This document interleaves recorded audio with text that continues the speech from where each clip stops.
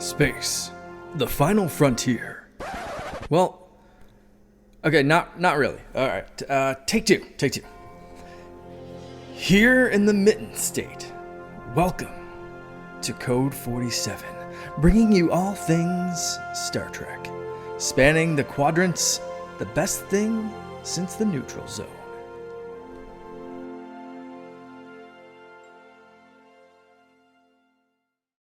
All right, back again. It is the Code 47 podcast on the Secret Friends Unite podcasting network, episode 132. My goodness, we didn't jump that far into the future, but yeah, I am. Oh, hold on. Or did we? Or did we? I don't know. We're going to find out because that could be rather timeless movie. Somewhat prescient to our conversation. But before we get to all that, I am your humble servant, Trek Lord of West Michigan, Charlie Carden, joined as always by my number one dude when it comes to all things trekking. That would be Mr. Peter Stein. Peter, good afternoon. How you doing? Doing all right. Rock and roll. I love it. Well, cool. Well, we're going to dig in to talk. We have a news item this episode. We're going to talk 3 more great episodes of Prodigy Season 2, and then we're going to begin the 5th season of Star Trek Voyager. So I am very excited about all that. But before I do get to all that, got to pay those bills, paying homage to the absolutely wonderful people that support us through our Secret Friends Unite Patreon. If you visit patreon.com/secretfriendsunite, you can try our wares for 7 days for free and then stay subscribed for as little as $2 a month and get great bonus content, content with no ads, content that comes early like this show, which will typically drop on a Saturday or a Sunday when everybody else gets it on a Monday evening. And new shows all the time, including a great show by our shared partner, Mark, Walk Nerdy with me when he wanders the wild streets of his Canadian coastal town and gives us his thoughts. So we look forward to hear more of that. On the besties level, we have our friend Chris 1H1D, Derek Trevelyan, my friend, known as the Figure Dude. He's my figure collecting partner. Francie, who is my wife's hairdresser. If you live in West Michigan and you have curly hair, you want to check out Francie. Just give it a googs. XEP, which is friend of the show, Luke Lore, and my awesome Uncle Tim in South Haven, Michigan. Always been one of my biggest supporters. So grateful for all of that. On the Friends with Benefits level, John Sedorf. The awesome Phoenix Sisters Entertainment, our partners, Krayley and Kelly. Brendan Myers, Corey in HD, and Matthew Keel. And last but not least, the big enchilada, the big kahuna of our Secret Friends family. That is our Secret Friends Super Squad, the awesome, nice family of the Twin Cities, Sean, Stella, and Henry. We are very grateful for all of you and for all of your support. Again, please visit patreon.com/secretfriendsunite. Try us out for 7 days for free. And if you like it, think about sticking around. All right. Well, Peter, we have some news, and it's good because we don't always. But yeah, cameras started rolling, or at least there was definitely a table read, judging by this photograph, on the Starfleet Academy project this week. So this filming, as most things do, up in Toronto, unless I'm reading. Am I making that up, or does it say? Yep, they're filming at the Star Trek stage at the Pinewood Studios of Toronto, and you're seeing a lot of great people in the cast, including series leads Holly Hunter, Paul Giamatti as the villain, and recently added Robert Picardo, who I've met on numerous occasions, is just an absolutely fantastic human being. So what do you think? We've got our first really. Definitely kind of YA focused, not including obviously what we're going to talk about related to Prodigy, which is a little bit more preteen focused. But yeah, Peter, what are you thinking looking at this article? I mean, it doesn't tell us a whole lot other than the cast started. It shows us the empty stage, so they haven't built anything yet. At least not that they've said. Right. So it's suspense. It's a big cast, which I did notice. Which can be a good thing because it sounds like they're telling multiple stories across like multiple different levels of the academy. Right. We're probably going to have the freshmen, the seniors, and everyone in between, along with the staff, because that seems to be where, especially if like Holly Hunter is kind of the lead, and she's going to be having like a mentor role, and then a lot of the conflict is going to come from whatever Giamatti's character is antagonizing her and whatever her staff is, would be my guess. Right. But Gotcha. yeah, it could be fun. I mean, as we all know, I'm not the biggest fan of this particular time period, mostly I various agree. but I mean, we'll see. And like Admiral Vance was one of my favorite characters from the later seasons of Discovery, so I'm happy to see him back. I know he's just a recurring character, Right. but it'll be I'm curious to see what the plan is,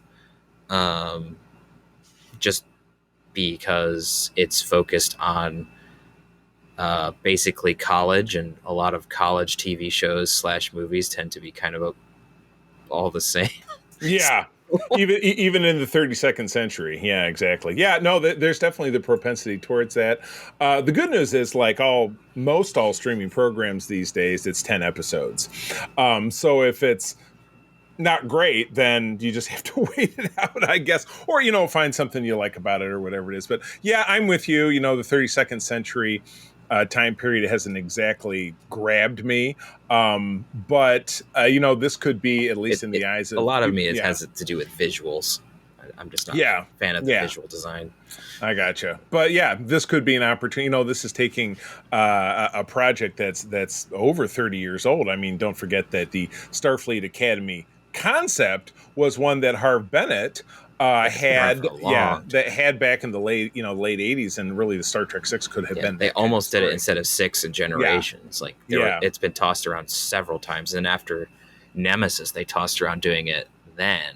They ended up not, and we got Star Trek 09, which had like elements of the Academy ideas executed in an interesting manner, but but they had some of the ideas. And before that, right before 09 came out, we even had a book ghostwritten by Shatner that was about Kirk and Spock at the Academy. So this idea has just been kind of circulating everyone for a long time. Right. Sorry, I'm minorly adjusting my setup here because I saw something in the background that had fallen, and I'm like, whoops, can't see that. But you know what? If you're not watching us on YouTube, you're definitely missing out. Oh, there it was. So anyway, so just to wrap it up succinctly, first season to include 10 episodes, and production likely to extend into 2025 since we're already at the 1st of September. Paramount has not set a new release date, but Alex Kurtzman, the EP, has said it may not arrive till 2026, which makes sense. I mean, they could, if they were to slam it in the first half of the year and then get it out. My suggestion: do not slam it. That usually ends up with absolute crap writing and even worse special effects. Yeah, can't have that. So good. All right. Well, we will stay on top of that. And I forgot to mention, we were banding around Harv Bennett's name. If you have not tuned into our Patreon for our tried and true Star Trek lovers, which would be, I imagine, people who listen to this program, Peter and I did and released on our Patreon a great interview with Nick Meyer, the director of Star Trek II, co-writer of Star Trek 4, and co-writer and director of Star Trek 6. That is on our Patreon now. Tune in for it because it will definitely, even if it's you sign up for 7 days and end up staying for a little bit longer, it's worth every penny because it's absolutely fascinating to listen to him talk about his background and his the latest in his series of books about Sherlock Holmes, which was greatly influential on Spock's character in those films. So, all right, well, let's move right along and get to speaking about Star Trek Prodigy. So we're moving into the back half of the season, and I remember with season 1, which aired on Paramount Plus before they shed it off like so much garbage. I hate to say, I'm still not happy about that. The first 10 episodes were a standalone release with, I believe it was a cliffhanger that led into the second part, where this actually kicked off. Well, I mean, all the episodes have been kind of interdependent one to the other. But this one, we actually, because we're doing these in blocks of 3s, we left our listeners with a cliffhanger because we talked about part 1 of Last Flight of the Protostar. Now we're going to talk about part 2. So, Peter, if you would be so kind. All right, episode 12, Last Flight of the Protostar, part 2. Chakotay and the cadets devise a bold but perilous plan with ancient technology to relaunch the Protostar. Before the ship can fly, however, it will first have to sail. You better believe it. Yeah, it's absolutely hilarious that we take the maritime base of Star Trek and make it a reality. Right. Yeah, exactly. Oh Like my goodness. these starships, my starship needs to become a ship. Right. Yes, doll. It Yes. does. Starship. So, all right. So, off the cap, what did you think? I have a few notes, but take it away. I thought that this episode was fun. Like you have the whole thing of trying to get the ship loose from its sand encrusted embankment, which is interesting. They use the nacelles to push it off. You know, Mhm. you got movable nacelle struts. Might as well use them. Right. Move it. I did notice that they left the rover behind, which was a little strange to me because it's definitely in season 1. I Yeah. can't remember exactly if they replicated a new one in one of the episodes, Yeah. like episode 3 or 4. Yeah. They may have. I don't recall. Yeah. But- Good catch. But they left it behind. So just thing of note.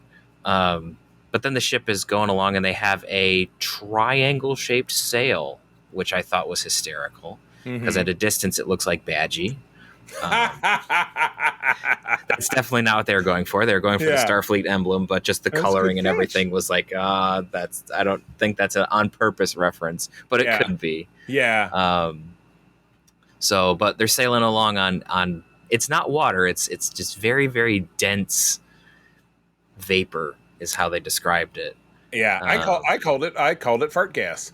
It is. I mean, Jake and Pug making enough of those jokes that it might as well be. It is a gas planet. So, oh my gosh, 7 C's of fart gas. That's an early. I had a placeholder title, which we'll get to in it. Yeah, we'll but get to in a moment.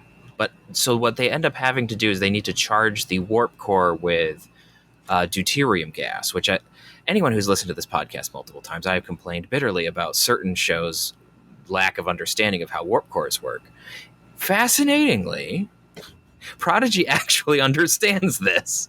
It's in the place you would least know to look. Exactly. Like, it's one thing that I really love about Prodigy, and I've said it before. Like, Lower Decks loves its universe, but loves to poke fun at it in like an ironic and meta way, which is great for what it is. Yeah. Prodigy just unabashedly loves the universe and everything that's in it, and it's so nice. Yeah. But anyway, they have to go to this giant, basically a whirlpool. Yeah. They call it a storm, but it's a whirlpool. Maelstrom. Yeah. It's a maelstrom of gas to go down to get the deuterium gas that's at the bottom. And various things happen, various things break. You have Dahl failing on remembering what port and starboard is, which, having played Sea of Thieves with multiple people, I can attest that most people can't tell port from starboard, so that's totally understandable. I have an easy way to remember when it comes up for me. I simply think of in the Mutar Nebula in Star Trek II, again harking back to our interviewee, Mr. Nick Meyer, when Kirk is faced with a fluttery screen and they're trying to figure out what the Reliant is doing. When it flutters into, like, you can see it right in front of him, he goes evasive starboard, and then they go right, and then they go to the external of the ship, and you see them going to the right. That's how I always remember. Yep. And if it's really hard, you can do port is left because it's short like left. I never thought about that either. Look at all the nautical knowledge we're dropping out here. So I completely understand that Dahl didn't remember, but it was just I was watching it again and I just had to snicker a little bit. Oh my gosh! Oh man, I've seen this a lot. So. I dug on some of the bonding that I saw Chakotay and Dahl do. They had that little heart to heart. I thought that was So at first they weren't getting along, and then they end up having this. Yeah, it's kind of a thing that Dahl's character arc where it's you don't necessarily need to do what you think you need to do. You need to be where you're needed. Right. Which is something hysterically that has seemed to be a trope in some films recently, most notably Deadpool 3. Right. Out of everything. What a connection. Yeah. So you have some good connections there. The crew has to work together. The ship gets turned upside down at one point, which is really funny. So they lose solar power. Right. And they have to manually go out. And you get a callback to something they did earlier in the episode where they actually allow Chakotay to reference something ancient, and then it gets used with Archimedes' lever, which is quite cool. Yeah, it was pretty cool. And so they manually get the lever to adjust the rudders that they've added to the exterior of the ship to get it to go where it needs to go to pick up the gas. Chakotay gets thrown overboard, Yes, ouch. and then Dahl goes to rescue him, and he has to disconnect himself from the lifeline. Right. Eventually grabs an eel to get dragged back up to the Yes, surface, which remind me of Star Wars Rebels hilariously. I was going to say that and of Ahsoka as well. The Purgle. warp traveling Purgle. So it was great. Yeah, there's a lot of obviously unintentional intermingling, and maybe it is intentional between this and the animated Star Wars shows because there's a lot of cross pollination, which is totally fine. Kids love those too, and if that's a way to draw them in, that's good stuff. So I like that. I found a couple of things I found interesting. I got a little Chakotay's retcon. He said when I was your age, talking about him being in the Maquis, which he didn't do until he resigned from Starfleet. He was in his late 30s. Yeah. Yeah, so that was that for us nerds that kind of set things in. I mean, it could have been like he was talking about he referenced the Maquis, but was talking about how the Cardassians started to get horrific around that time, which kind of lines up. And also how he left his home colony at age 15. I mean, he was 15 when he was a Starfleet cadet. If you watch the season 2 Voyager episode Tattoo, which is that's his backstory told in a framing sequence. Yeah. I did so the episode a little bit about the framing sequence of this episode. Janeway's star log at the beginning. We know that it's set in 2384 because she gives the star date as 61,000. So 6100, which would be 20 years after the 41000, which would be the first season of TNG, which we know is 2364 because Data actually says the year in an episode in season 1. So this is cool. So this is 20 years of history. So if this was to be filmed, it would have been filmed in 2007. If it was chronological. Yeah. So very interesting. Is this the episode where Janeway talks to yes, that's the next one. That's my second note. She does actually call Beverly, and they have a chat. And no, it's a later episode, which you're thinking of, where there's a further development with. No, I'm not talking about that. I'm talking about the comm screen. Yes, it was definitely this one, and she's really awkward when Picard names comes up because she has his kid and he doesn't know about it. So fortunately that does not come up. But that was pretty cool. Yeah, and they got Gates McFadden to come back to do and they did Pressure, which was really cool. I enjoyed having the actors come back and do their voices. It's great. No doubt, especially she was also back in season 1 as a holographic representation of herself. Oh yeah, that's true. Yeah. So final rating. This was a 10 out of 10 for me. Great episode. I said Captain Ahab and an appearance from Blazin' Bev, which I don't understand the social media thrust of why. It's a picture from what's that? From Sub Rosa. Sub Rosa, where she's surrounded by the green smoke and making a very strange face, and so everyone I just think Sub Rosa is such a terrible episode. Yeah. Well, yeah, it's top 10. I would say bottom 10. We should, what we should do at some point before we get top 10 worst. Yeah, we should do a 10 worst. And I don't think we have to take it to the point where we're going to do like a bracketology we did with episode 100. But we will do a bracketology again. I'm hopeful when we get to episode 200, and we'll have different selections and we'll whittle those down as well. But, so Measure of Man might not win. Yeah, Measure of Man might not on there. Yeah, exactly. We would eliminate anyone who competed the first time around. I think that would make the most sense. But that's something to worry about down the road. Let's move on to episode 13, which generated my first choice for the name of this episode. We'll have to debate it. Episode 13 is a tribble called Quest, which is a spin off of a Tribe Called Quest, which is a rapper from the early 1990s. And one of their big hits was called Can I Kick It?, which is what I would love to name this episode. But the fart gas one is also a contender. So anyway, to summarize, let me scroll back up again. So the crew is harvesting bosunite on a barren world when they encounter aggressively genetically modified tribbles and the Klingon scientist who created them. Aggressive carnivorous tribbles. Exactly. Well, technically omnivorous, I suppose. You took everything that was great about tribbles and kind of turned it on here. So yeah, the gang is they're down on a planet. They've got to get this bosunite.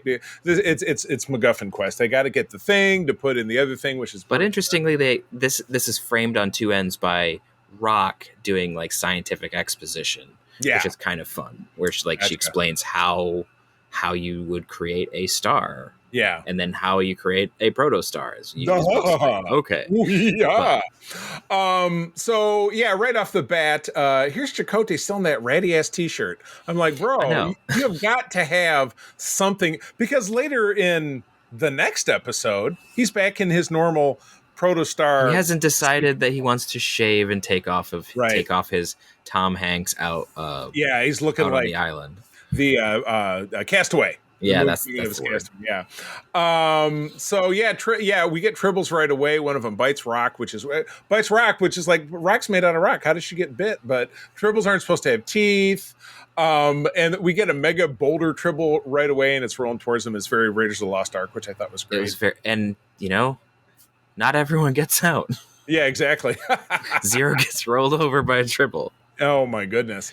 So yes, they meet a grumpy Klingon. He's a Klingon scientist, kind of one-eyed dude. He can walk up to his bird of prey and like slap it, like the meme you see where the guy slap. You always have the card. Yeah, the used car. Yeah, this baby. Yeah, this baby, and he can slap it and it decloaks it. But I'm like, that's a weird feature that I don't know. But you know what? It works. But yeah, he's been messing with tribble DNA.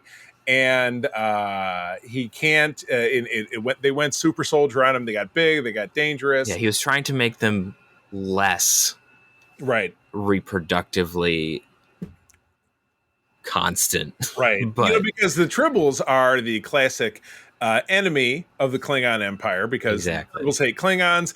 They were extinct in the 23rd century. They were brought back forward in time during the DS9 30th anniversary episode, where our gang intermingled with the original episode. So they obviously found their way to this planet. Exactly. So Rock has got she identifies it as a problemtunity, which is, I think the Chinese would approve, being that, the crisis and opportunity is whatever that word is. I think problemtunity fits real great.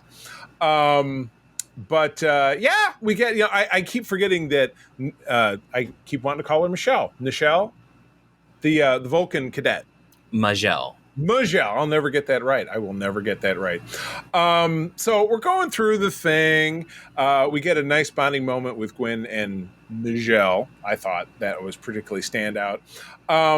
Not surprisingly, while Rock is doing her experiment, she managed to create basically a cute critter. So I called it Trek Baby Yoda 2, which could also be the name of this episode. But I'm like, you know what you got to do? They call it Bribble. There you go. I mean, that's good. Yeah.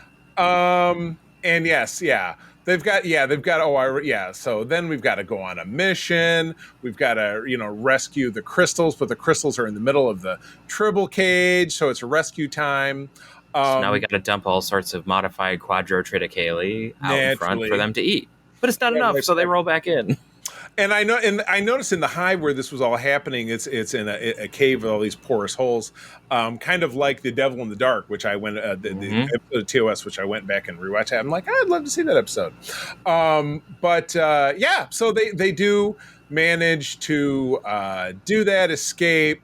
We get a few verses of the Klingon ditty, the Yaja Ko song that the guy's singing by himself, which is awkward. Somebody singing that song by themselves, isn't that? It's like karaoke when you're not. Yeah, I mean, I will give them this, that the Klingon felt and looked like a Klingon. Yeah, they nailed it. I didn't catch if the guest actor, I was trying to bring up the link, was anybody of note. Let me have a look here. But anyway, jump in while I'm looking it up, please.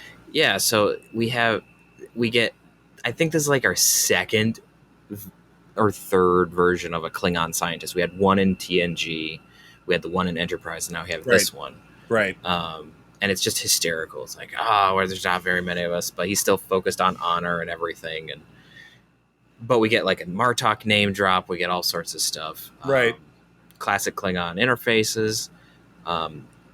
The one thing that I thought was a little strange was how Bribble was created, where it was like we had an active cell culture and Rock just sneezed on a rag and dropped it in it.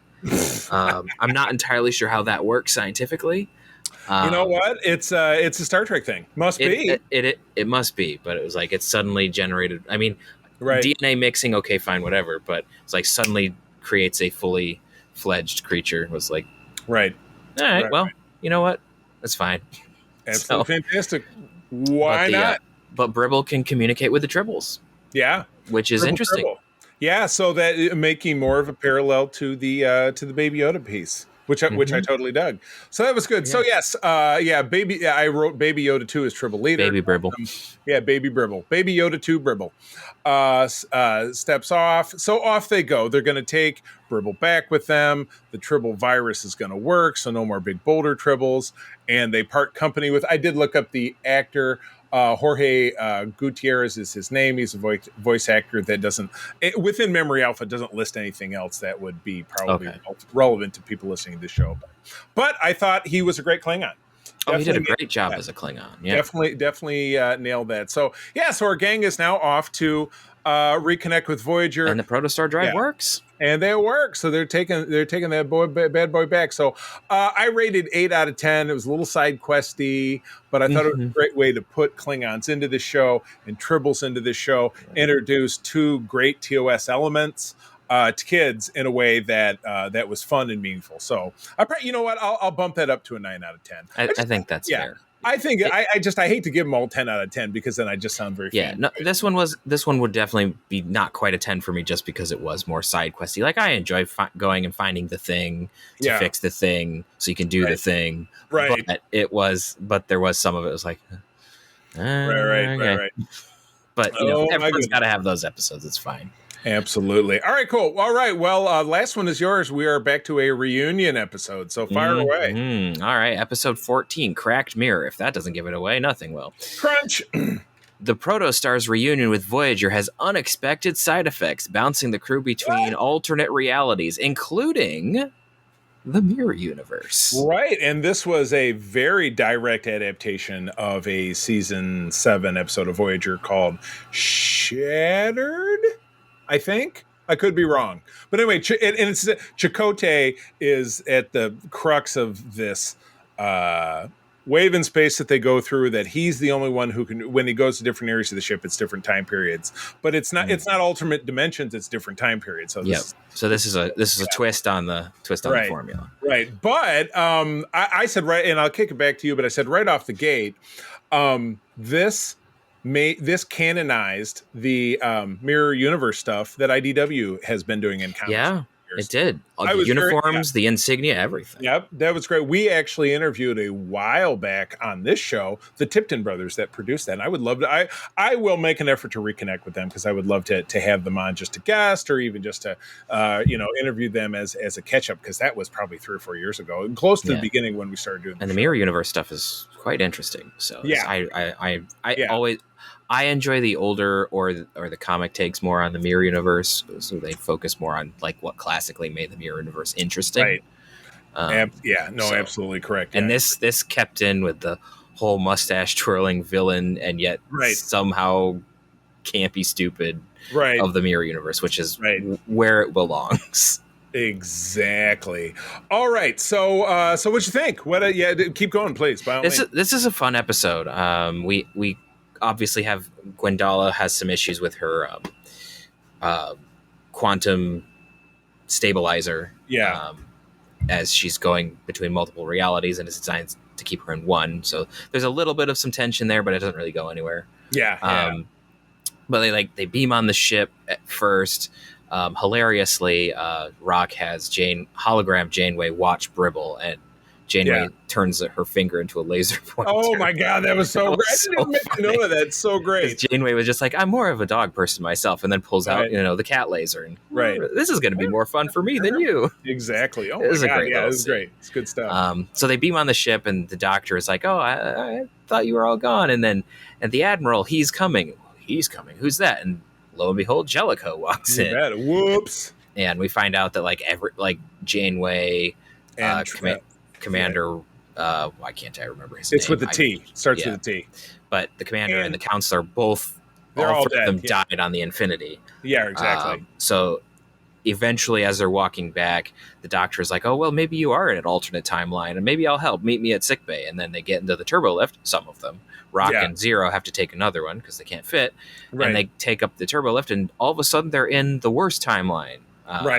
Which immediately made me think of parallels with, overly bearded Riker. The Borg are everywhere. That's not where we are, but that's what it made me think of. Yeah, right. So they go in there and find some wreckage. Hilariously, Rock and Zero, the doors open, and they're now on a ship that is run by the Enterprisians and Captain Tuvix. So great. God, Tuvix finally gets his... He gets a shout out. It was hilarious. And our gang also ends up, the worst timeline, Okana is there, which we had Okana. Yep. Everyone seems to want Okana around. I'm not entirely sure why. Okana has that actor, William Campbell, or William O. Campbell, was a runner-up for the role of Riker. Back in 1986. Yes, he was. And then he played the Rocketeer. And he was the Rocketeer. I just watched a great video about the Rocketeer, which is, again, that's another property that just really needs another crack. That was a fantastic film. Really enjoyed that movie. So that was great to see that. We get a little techno babble, but then we get into the mirror universe stuff. We get some great red, everything is red, like lights and walls and everything, and then you get these great armored guards. And hilariously, it's evil because Chakotay has a goatee. Got to, exactly. Chakotay, by the way, has to have a goatee. By the way, did decide to finally shave his beard and put on a proper uniform before they beamed over. Yes, so he cleaned up before. At least he's got that going for him. Yeah, hysterically, that doesn't last long, but they all get captured, put in a brig in the mirror universe, where we have slicked back Janeway with a Borg implant. She looks like somebody who just got out of the pool. Like her hair is cannot dry, and it's very short. It's an interesting look. And it makes it actually, it makes it look a bit younger. But regardless. But they're all stuck in there, and hilariously, it's like, we're going to use the agonizer booth. Jenkum has this really ridiculous. The agonizer. What was Mean Machine taken. It was just like, I love it. It's so stupid, but I love it. I did love on Janeway, and I noticed what, and I'd have to double check the reference, but I always thought the mirror badges were worn on the opposite side, a la mirror, but they still had them on the left breast, which I thought was weird, but whatever. It's not always consistent. That makes sense. Now, Mirror Janeway had a 7 of 9 like Borg eyepiece over her one brow, which I thought was awesome. Yeah, which I believe she does in the comics. So.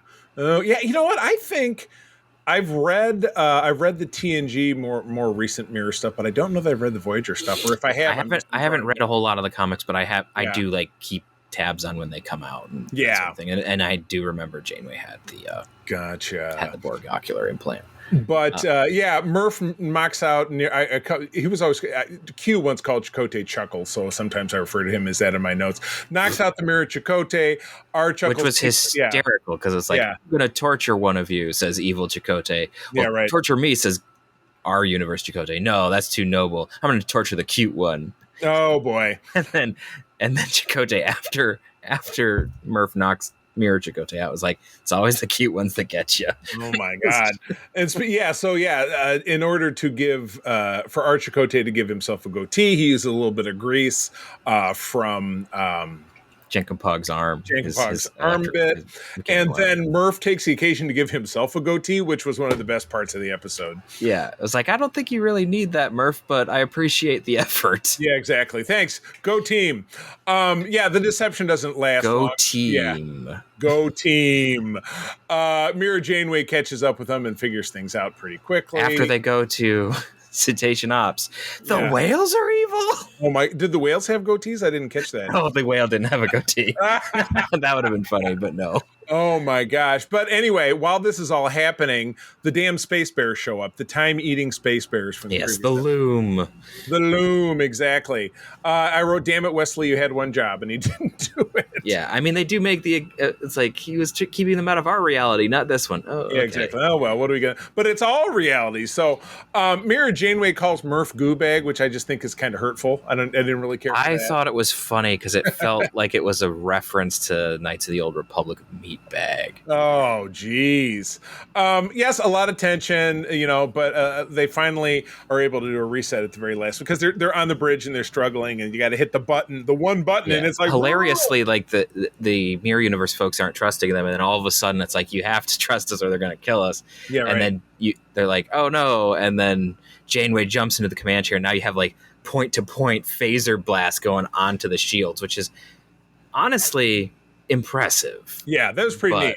They do a lot of things visually in this show, and then certainly in the episode with the Protostar Part 2, with all of the stuff with the sailing and the fart gas and all those. Really love. I mean, just like Lower Decks, they really love their spaceships. They really do, and so do we. So I approve. Exactly. So we talk about Captain Tuvix again, and his Vulcan fusion cuisine gets mentioned by Zero, but we still don't get to see him. So I said double boo. That was a thumbs down for me. It was a missed opportunity to just have one scene with Tuvix, but yeah, I hear you. Maybe they couldn't get him back to do it. Because it wasn't. I don't remember who played Tuvix, but it wasn't. It was actor Tom Wright, I think was his name. Yeah, he was in Seinfeld and some other things. He's a character actor. So our gang gets reunited, and this is Janeway and Chakotay seeing each other. And I know it's a kid show, but it's just give you a big hug, buddy, where you just want to see them kiss. But whatever, you can't do it on a kid show. They tee it up they almost could, and then they don't. Yeah, but staying true to the direction of the show. I get it. Yes. It totally makes sense. Yeah. It's just one of those you almost could have, but I get it. Exactly. So Dahl and G, Gwendolyn, have a great Glad I'm Here With You moment. And I said it feels like a soft rock love song, but I loved it. I love that kind of stuff. Yeah. So I gave this 9 out of 10. I thought it was a fun update and a twist on that Voyager episode that we were talking about. I said point lost for not seeing Tuvix. I think that's unbelievable. Yeah, don't leave Tuvix out in the cold. So, all right. Well, justice for Tuvix. If he can't get it one place, let's give it to him in another. But we didn't even get it here. No. Hashtag justice for Tuvix. All right. Well, when we return next week, it'll be 15, 16, and 17. And then the following episode, we'll be wrapping things up almost exactly in time. We'll have a return of the random episode after that, so I think we already have one picked. But then by that time it'll be October, and we will be watching Lower Decks, which is crazy. Yep. Yeah, time flies. So, all right. Well, all right. So, moving on, we're starting a new show this week. Peter is wearing his Voyager outfit. I should have. I know I've got to get back around to. I used to do it every episode, put a uniform on, but I will get better back at it. It takes commitment. Once it gets cooler, I'm sure it'll be easier. Because I recorded in my basement studio and it does get cooler. So you can count on episodes this winter. I'll do a little bit better about dressing up. But anyway, we're starting the 5th season of Voyager, which aired in the 1998 to 1999 season. So this ran contemporaneously with the final season of DS9, which again, they were like in name only, very, very different shows. But I think they really did some great stuff with that. So I will kick it off. Episode 1 of the season is called Night. David Livingston handling the directing, the script by Brandon Braga and Joe Manoski from October of 1998. Voyager loses power whilst traveling a dark region of space containing theta radiation. That's a crappy just like breakdown of this episode. But it starts out great because we get the introduction of a recurring holodeck program that's brand new. One of Tom Paris's creation called The Adventures of Captain Proton, which is a riff on 1930s black and white Flash Gordon style movie serials. So it's a lot of fun. Harry is his sidekick Buster Kincaid, and there's a buxom blonde who's the love interest, who I think they try to, in later episodes, they try to swap in 7 of 9, and she's not having it. She's like, this is a waste of my time. We go through the segment until the doctor walks in and he says, well, you've ran into my holodeck time. They start fighting over it, and it causes a glitch, which sets off an alarm on the bridge. And Chakotay says, you guys figure it out. We can't afford to have a holodeck down right now. And he looks out the front of the screen, and it's just blackness because they are traveling through a region of space that will take them 3 years to cross, or longer, maybe 2 or 3 years to cross. And they've been doing it for 3 months. And Janeway is doing what she ends up doing this season and next season. She might have done it one of the seasons in the past, where she's having kind of a crisis of conscience. She's having one of these, I screwed up, we're here because of me, now we're stuck in the situation because I wanted to save the Ocampa in the first episode. She's brooding. She's brooding. Yeah, she's very brooding, which, you know what? People want to say, oh, well, Captain Kirk wouldn't do this. I think anybody would do that in the situation. Captain Kirk would definitely do that. I don't know if he would. I mean, it would look different. Yeah. But it would be the same sort of thing. Yeah. Any of our, I mean, we see Archer get torn up about different things. We see Cisco get torn up about stuff. Like, it's going to happen to everybody. Exactly. So, yeah, no, I totally agree. So it's just that she's like brooding and moping with the lights off, which is just weird. Right. So I understand that part. But and being sequestered in this, they end up running into a new recurring alien race, which is the Malon. They're trash people. They're the trash people. They're dumping toxic nuclear waste into this region of space where there are other life forms, which we also encounter. So Voyager has to do what Voyager has to do, which is to collapse the wormhole that has led the Malon to this, night space or the void. And then actually and ultimately at the end of the episode, our people are able to use this to blow up the Malon freighter and collapse the wormhole so that they can't go and basically get home. Yeah, exactly. Through the void. Exactly. Which unfortunately now they're dumped in the region of the Malon space, so we're going to end up seeing them again, which is fine. Such a strange antagonist, but I know. Yeah. Well, yeah. You just because you don't run into that kind of thing. Because at one point they have the guy on board, and B'Elanna's like, "Hey, if you do this, this, and that, you won't have to dump toxic waste anymore." And he's like, "Yeah, whatever." Here's replicator technology, and they're just like, "Nah." Yeah, he's like, that'll put me out of business. Brr, brr, brr. And the guy's he's kind of like a landlord scumbag. You know what I mean? So they're pretty much. They're the trash scumbag people. So, there's a bit at the end where Janeway thinks she's going to have to sacrifice herself, and the crew won't let her. So they have a little mutiny. But in the end, she's like, no, that's good. I love you guys anyway. So we're cool.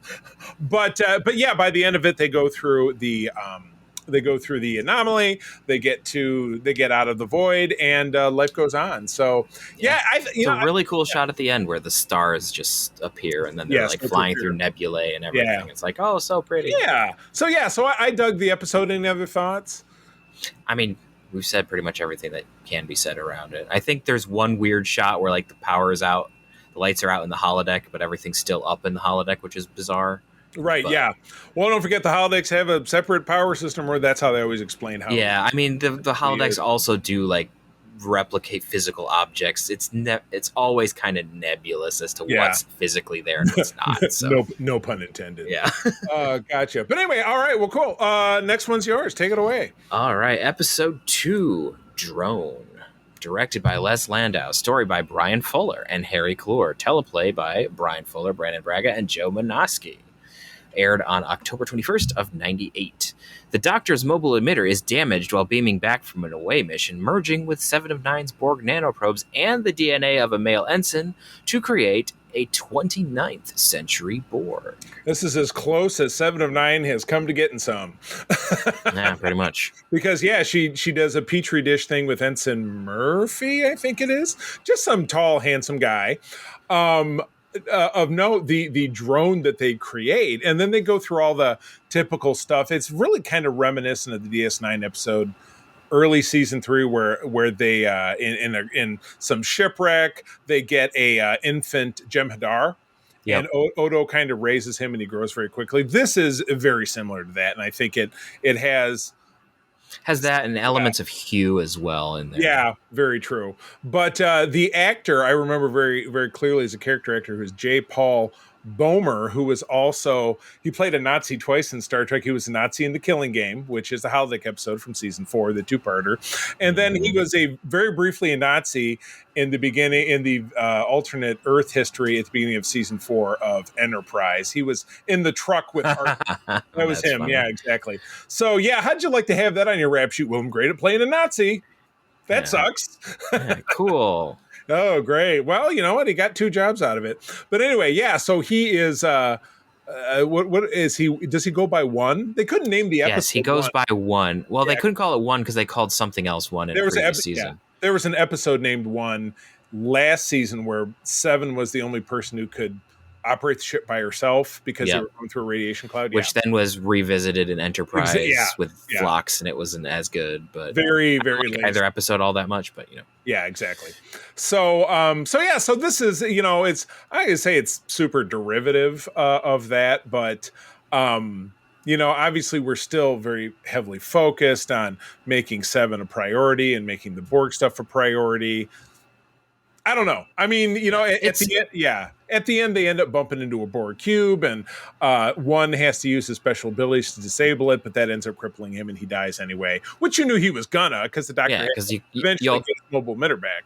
yeah, and you also couldn't keep something with 29th century technology around that was going to be exceptionally useful. Right. Because the mobile emitter, as useful as it is useful to one person. Right. Whereas if you had a Borg who could, He'd modify the ship. Yeah, in like 5 minutes they'd be home. So that would kind of kill it off. But yeah, it was a good concept. I did Yeah. like I liked the concept part of it. Yeah, But it's a very interesting episode. you could very much feel that it was going to be a one and done. But I think they did okay with it myself. What do you think?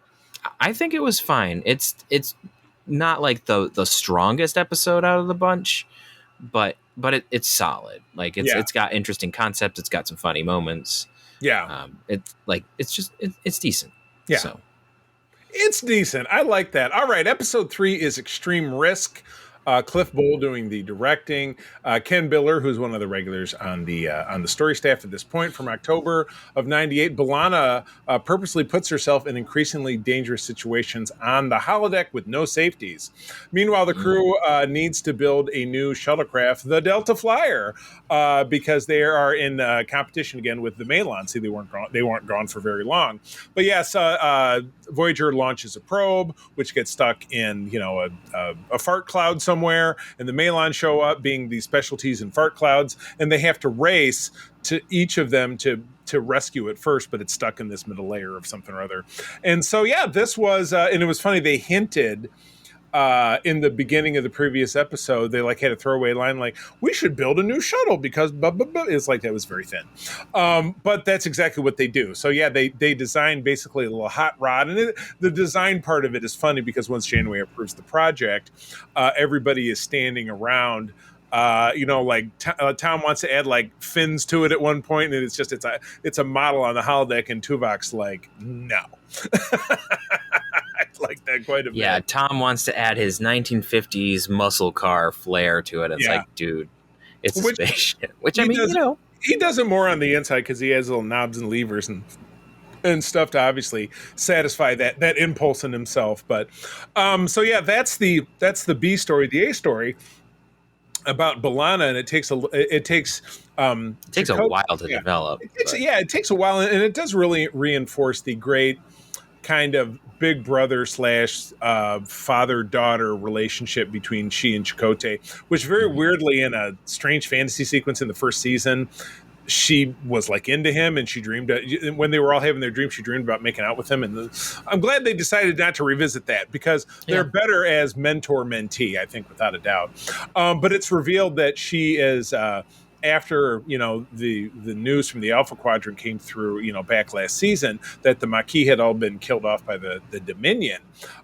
She went into such emotional shock that she needed to do something to make herself feel again, and so she started running all these crazy programs. The one that she ran only the one time was a portrayal of a bunch of her Maquis friends being killed all at once by Cardassians. So Chakotay kind of makes her face that down, and then she kind of slowly begins the process of processing her grief and starting to live in the real world again. So, elements of, hollow addiction, like with Barclay on TNG. Yep.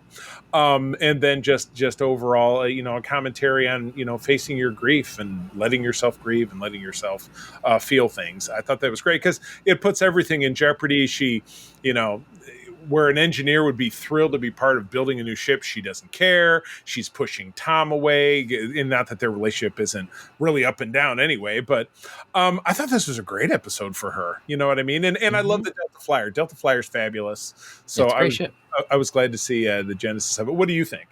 Yeah, I don't have a whole lot to add. It's a good episode. I will add that a fun little reference at the beginning is they finally used the orbital skydiving gear that they had from a deleted scene in Generations. Which, that scene went so far as to generate a William Shatner action figure of him in it.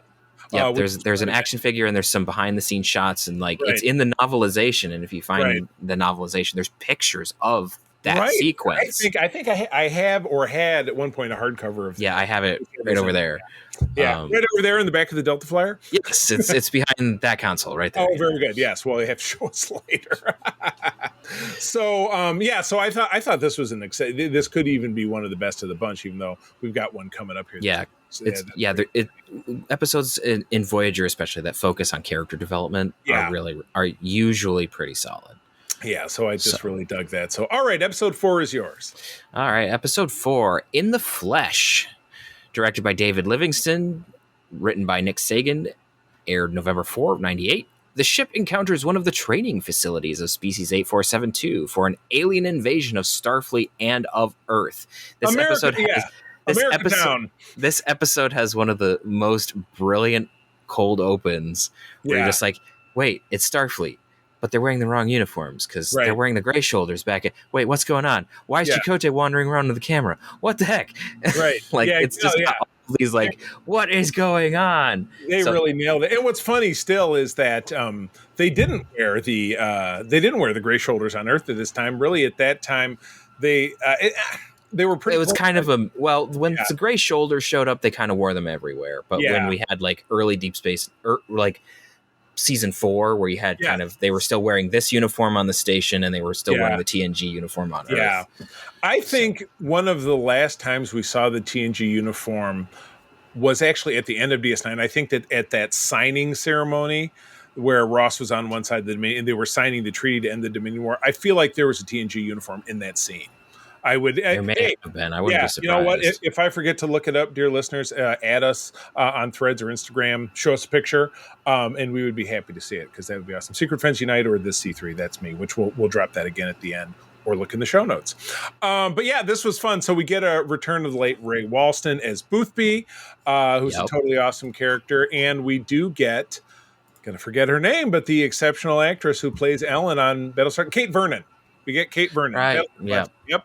Mm-hmm. Yeah, she's playing it. And I don't know if you caught this, but the David Gentry, the ensign at the beginning, is Billy from Gremlins. I haven't actually seen Gremlins, so... Well, it came out a very long time before you were born, but when I was a kid, that was a very important 80s movie. Gizmo. I'm aware of its importance. I've just never seen it. It's all right. But anyway, Billy was the human character who inherited the little cute critter.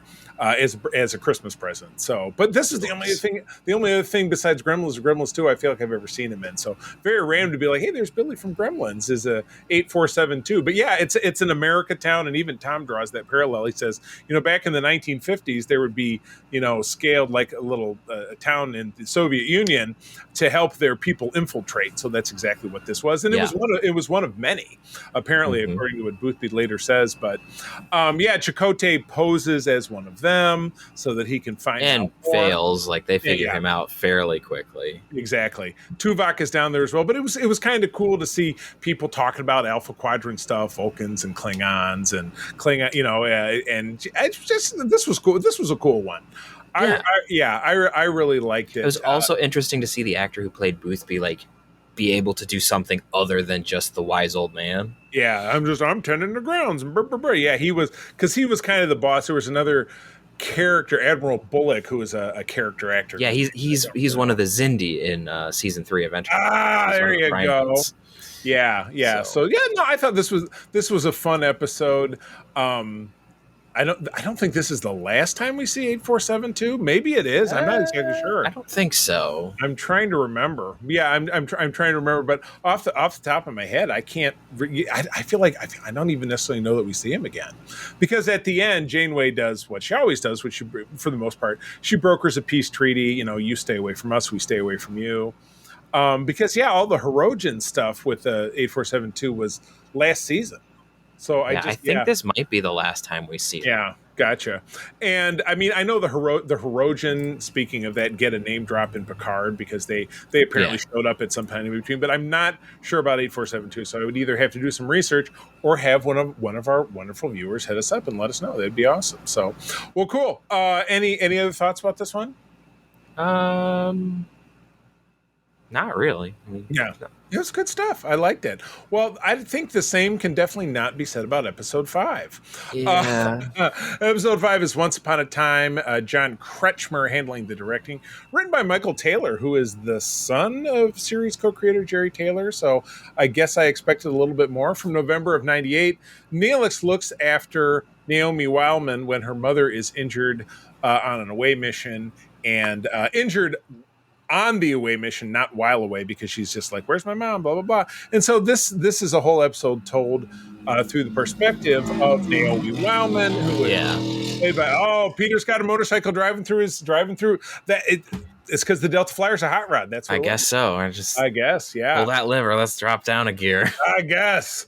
But Naomi Wildman was played by the young Scarlett Palmers, who later grew up to be on a sitcom that was starring Reba McEntire, the country singer, for many, many years, and is still active in Hollywood today. But this was her as, a 6-year-old girl or whatever it was, which is amazing that she aged, because she's part Katarian, she's an alien race, she ages twice as fast, at least during this age, like all kids on TV, like Alexander Worf's son did. But isn't that amazing? So, this is what's my least favorite episode of TNG involving kids? Oh, any of them, but I was thinking in particular the Imaginary Friend episode, because this has a lot of elements. This is very, very similar to Imaginary Friend, and and I don't like it for similar reasons. I mean, it's a slice of life thing, Yeah, I mean, there's some good stuff with Naomi. I mean, Flotter is interesting to a point in the other times that he shows up. Right. Yeah, I don't find it terribly interesting, but then again, even growing up, I was never one of those kids that like attached to some of the more cutesy stuff that kids would watch when they were growing up. Not so for me, it's like Arthur or Barney or any of that stuff. Yeah, so it's like, I don't know. Yeah, I mean, if you're into it, if you like Flotter, go for it. I'm just. Yeah, I mean, Neelix is, and I've met Ethan Phillips in real life, or Johnny as they call him, very, very nice guy, and super funny, because on the cruise they did this improv where they basically talk over an episode of TOS, and he was it was on the first year that he was there, and he's a very, very funny guy, but the character of Neelix just never really clicked with me. I don't know who it really did click with, but it wasn't. I mean, there's a chunks of Neelix's story that I enjoy. Yeah, I prefer him when he's not dealing with Kes, obviously, because that's just a weird relationship. Very weird, yeah, exactly. And again, I like how Neelix has a very paternal relationship with Naomi Wildman. That actually does work. Yeah, no, I agree. And he talks a little bit more about his own past, and how he lost his family, and how that is parallels between kind of what Naomi is going through, because her mother is another forever ensign. You know what I mean? Because she's never gets a promotion. Ensign Wildman never gets a promotion through the entire show. But it's not as in your face as this with poor Harry. But you've got to have filler episodes. This is definitely one of them. Mm-hmm. Even though it produces a moment or two overall, it's kind of a miss for me. Yeah. So. As with all filler episodes, this isn't one that I'm going to cringe through and wish never was released, like Sub Rosa or others. But it's definitely, it's not one of my favorites. Yeah, so. No doubt about it. All right, well, here's one that I know that we're both going to call a favorite. So it's all yours. Number 6. All right, episode 6, Timeless, directed by Star Trek legend LeVar Burton. Story by more legends, Rick Berman, Brandon Braga, and Joe Menosky. Teleplay by Brandon Braga and Joe Menosky. All the winners. Yep, everybody. Aired on November 18th of 1998. 15 years in the future, Chakotay and Harry Kim attempt to prevent Voyager from crash landing on an ice planet. That shot that is used in like every single promotional material for Voyager at this point. Disaster segment. And again, just like back in the Flesh, what a great cold open. Because you just get two guys that are head to toe in cold weather gear, beam down, and they're wandering around what's obviously stage 16 because it's just a snow set. And one guy sticks a thing in the ground, and then rips loose a thing on his chest where he can touch a badge and says, "We're here!" And you just get this great big pull out further and further, and you see Voyager's ship registry under a bed of ice. And so you're like, "What is going on?" Yeah. And then it just goes from there. Just but anyway, please, your thoughts before my thoughts. Like they reveal that it's the Voyager that's frozen underneath all of that. And then we get a little bit of them exploring the frozen ship, and we see like frozen crew members. And we kind of get over a bit of time that like they think it like there's kind of a if I'm remembering correctly, like Kim thinks it's his fault that all of this happened. Eventually we actually get a flashback. Right. Yeah. So we get a little framing between them walking around. You're getting, they finally cracked the slipstream technology. Mm-hmm. They, built a drive around it, and they were christening it. So it was B'Elanna smashing a champagne against the, not exactly against the warp core, but close enough to it to have the desired effect. And then, Tom thinks, I think something's wrong. We need to run some simulations. And they find out that only by having the Delta Flyer fly in front of the ship and send course corrections, and the two of them kind of flying in tandem, are they going to be able to navigate it. And it doesn't end up working because they get all the way to the Alpha Quadrant, or they're on their way there, and Voyager gets thrown out of the slipstream while the Delta stays in, and the Delta Flyer only has Harry and Chakotay on it, which is obviously why they're in the future. And then, Voyager crashes and everybody dies. So that's crux of the episode. So in the future, Chakotay has a girlfriend. She's helping them. You don't really get her backstory, but she's probably ex-Starfleet as well, I would imagine. And they're busy, so they have to exhume 7 of 9 and use some of her like Borg headgear to beam a message to the past, and they're actually also able to resurrect the Doctor because he was never really dead. He was just, once they're able to grab his mobile emitter from the wreckage of Voyager, they're able to turn it back on. So he does the surgery, and then, he's kind of Mr. Exposition dump, because through him, our people tell him everything that happened, which is, Voyager was searched for a long time, but eventually they gave up because they didn't find anything. And it wasn't until Harry continuing to work on these calculations for 15 years that he thought if they went back and beamed the information back through time, they could rescue stuff, but they get caught. Who shows up to stop them? Geordi LaForge, Captain LaForge of the Challenger. Well, LeVar Burton could say, "Hey, I get 2 paychecks this way," because he directed it and he guessed it. And it's fun. It's the gray shoulder uniform from the current time period elsewhere, and then it's the all good things badge. So use everything. It's funny because what changes in the timeline result in changes in uniforms because then that particular combination never gets used together in the prime timeline. So, of course, Harry says, "Well, I can't figure it out, and it's too late," and then the Challenger, which is a Galaxy-class ship, by the way, it's great to see one, is chasing the little Delta Flyer and taking catastrophic damage, so the Delta Flyer is going to blow up. And Harry says at the last minute, "Well, if I transmit this code, it'll throw both of them out of the slipstream, and they'll be fine," which he does. And so back in the past, both ships get thrown out. They do pick up an extra 20,000 light years to get closer to home, which is great. But this way, in the now negated future, the Delta Flyer blows up, but that never happened anyway, and everybody's back. Harry did manage to future Harry, who no longer sent a message. He sent a message, which is funny because even Harry says, "How could I have sent myself a message from a future that no longer exists?" And Jane was like, just let it go. It's Star Trek temporal mechanics, which I love very much, and will not take us all the time to explain it because sometimes it gets convoluted. But there's no real explanation. Yes, ripples in time. But yeah, what a great classic, and giving Harry Kim the meat of the story, the forever ensign who, he'd sounded like in this alternate future, he then rose through the ranks, and admirals pinned medals to my chest, and so you figured maybe he at least got one more pip. we hope, in his time. So, but yeah, Class A episode, love it. And this was during sweeps because I've explained sweeps to you in the past. How in November and May of a broadcast year, networks tried to really ramp up and have very special episodes to really make people watch so they could get more ratings, which would help them sell more advertising. So this was a sweeps episode, and it was a great one. I really dug it. And yeah, but by bringing in the ship that looks like the Enterprise and bringing in Geordi LaForge, just be like, watch, it's very exciting. So, but you know what, even though it was cheap, call it a cheap stunt if you want to, it was still a great story. Loved it. Yeah, it's a good one. Yeah, most definitely. All right, we'll wrap it up with episode 7, Infinite. 7, and it's about 7 and 7. Infinite Regress. David Livingston doing the directing, a story by Robert Doherty and Jimmy Diggs. Jimmy Diggs is a name I recognize. Robert Doherty, not so much, but Robert Doherty also did the teleplay. Thanksgiving episode, November 25, 1998.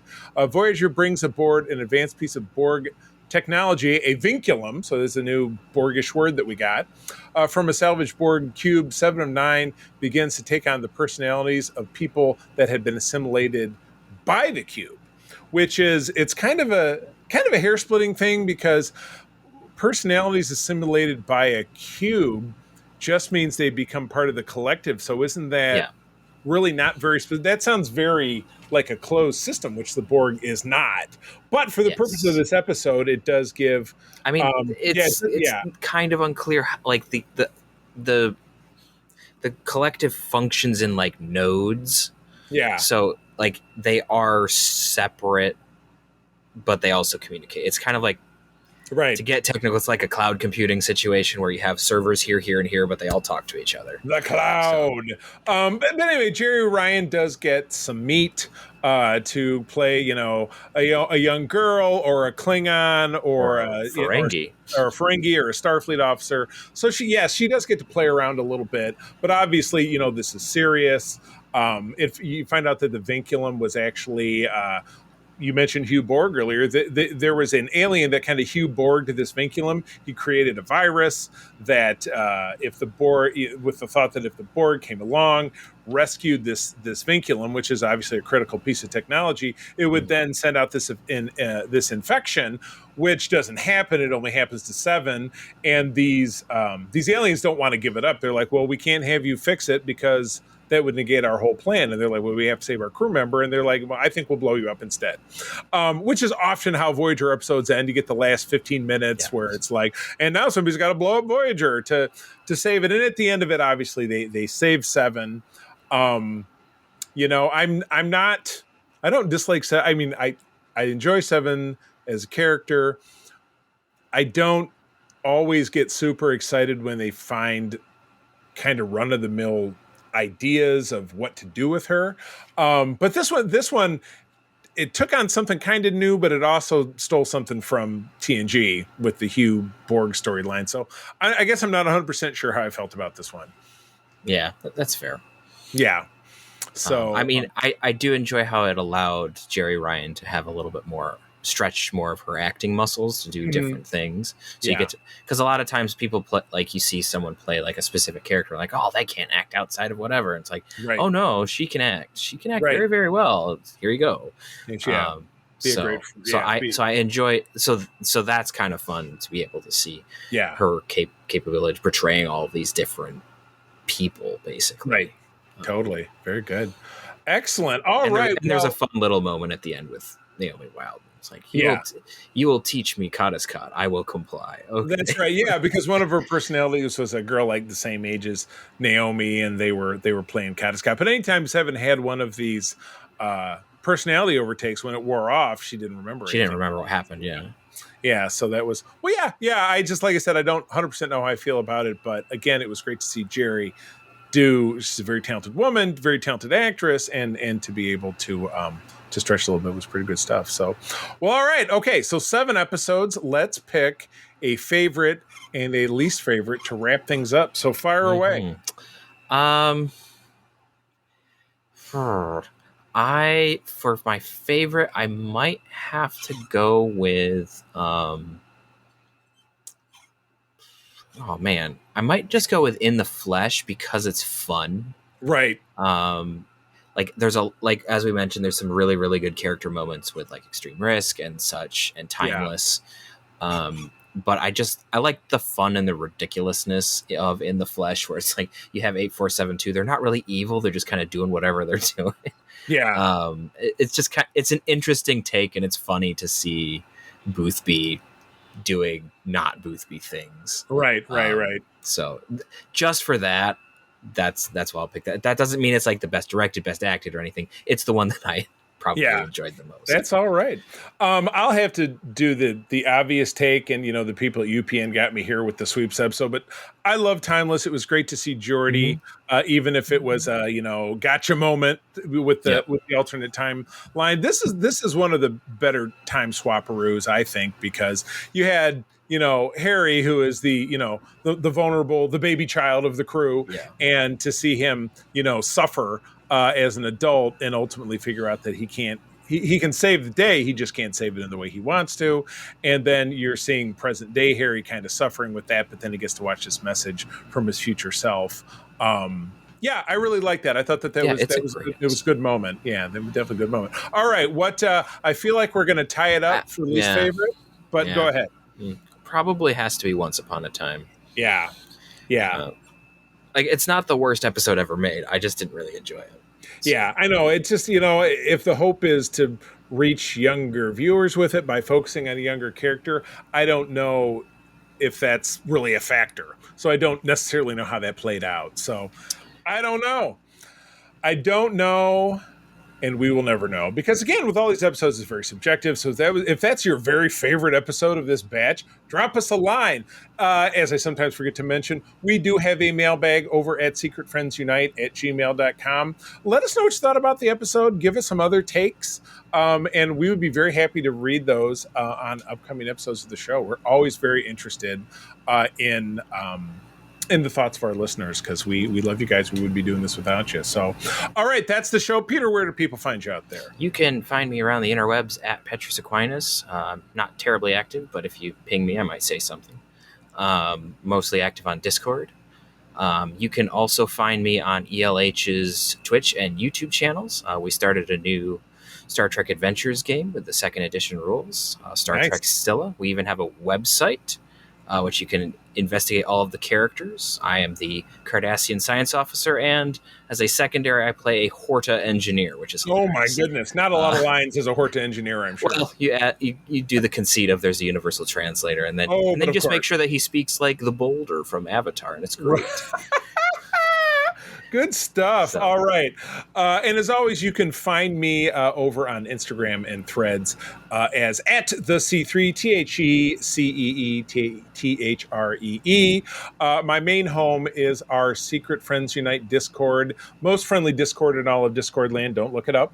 But in addition to running that and having fun geek conversations there, April, my wife, and I also run the United Trekkers of Michigan, which is a purely themed Trek discussion group, and it doesn't have to be people from Michigan, but we just had to give it a name. But we'd love to see you over there as well. So give us a ping, and we'd be very happy to add you in. With that, I'm going to tell you, as always, friends, thank you for joining us. Let you know that sharing is caring. Keep on trekking. Peace and long life. Nanu nanu. This podcast is part of the Secret Friends Unite podcasting network, available on Apple Podcasts, Spotify, and podcast services around the galaxy, as well as video on our YouTube channel. You can support Secret Friends Unite by becoming a Patreon member, get bonus programs and more over at patreon.com/secretfriendsunite. Join our Discord community for even more discussions on all things geek. For all the latest updates on Secret Friends Unite, make sure to follow us on Threads at secret.friends.unite and visit secretfriendsunite.com. Find our merchandise at TeePublic and Redbubble. Thanks for listening, and may the Force live long and prosper.